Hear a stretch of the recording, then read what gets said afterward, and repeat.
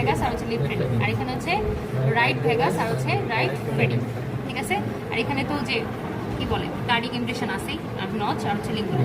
আর এখানে আরেকটা জিনিস থাকে, সেটা হচ্ছে লেফট সুপিরিয়র ইন্টারকোস্টাল ভেইন। এটা থাকে হচ্ছে আর্চ অফ এওর্টা যে থাকে এখানেই থাকে, লেফট সুপিরিয়র ইন্টারকোস্টাল ভেইন থাকে। আর এখানে আর্চ অফ এওর্টা অ্যাসেন্ডিং আউটার নিচে থাকবে হচ্ছে পালমোনারি ট্রাঙ্ক, ঠিক আছে, পালমোনারি ট্রাঙ্ক। দাঁড়াও আমি আমাদের ক্লিয়ার হয়ে নিই ভিডিওতে আসতে, ঠিক আছে, সে কনফিউশন লাগে গেছে। আচ্ছা তাহলে আবার একটু দেখাই।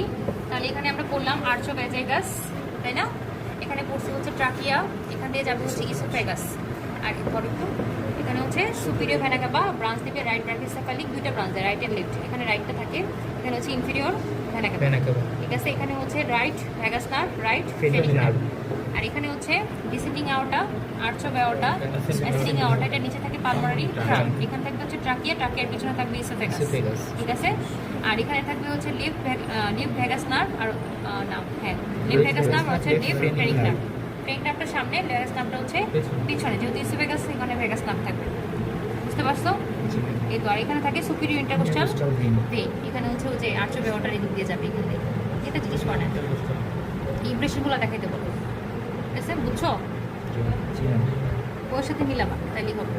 মনে রাখবো এটা হচ্ছে ডিসেন্ডিং, এখানে অ্যাসেন্ডিং আওয়াটা উঠে আর্চ অফ অ্যাওর্টা হয়ে ডিসেন্ডিং এখান দিয়ে নেমে যাবে, বুঝতে পারছো?